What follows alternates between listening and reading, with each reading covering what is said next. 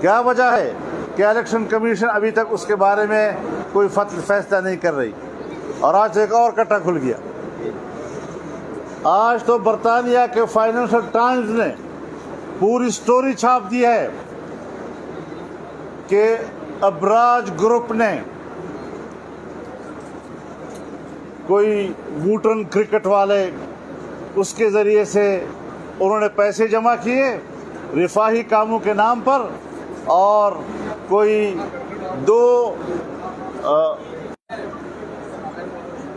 کیوں خاموشی اختیار کی جا رہی ہے؟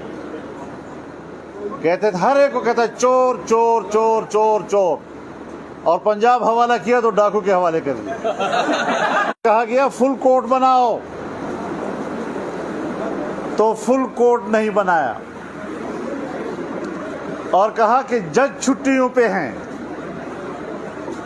لیکن جب فیصلہ دے دیا تو اگلے ہی دن جوڈیشل کونسل کا اجلاس بلایا۔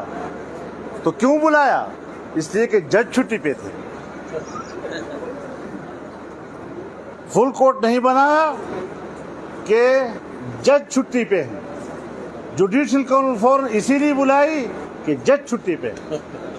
اور جس طریقے سے جوڈیشل کونسل کا فیصلہ آیا ہے، اور جس طرح انہوں نے ان 3 ججوں کی رائے کو مسترد کیا ہے، اگر ایک دن پہلے فل کورٹ ہوتا تو یہی انجام ہوتا ہمارے چیف جسٹس صاحب کے فیصلے کا اور ان کی رائے کا۔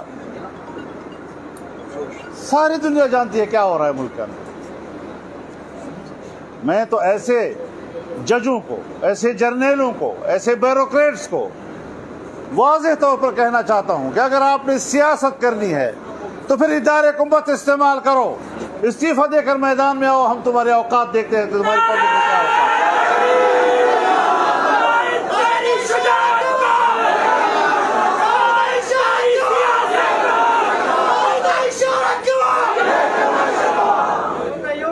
سیاست کر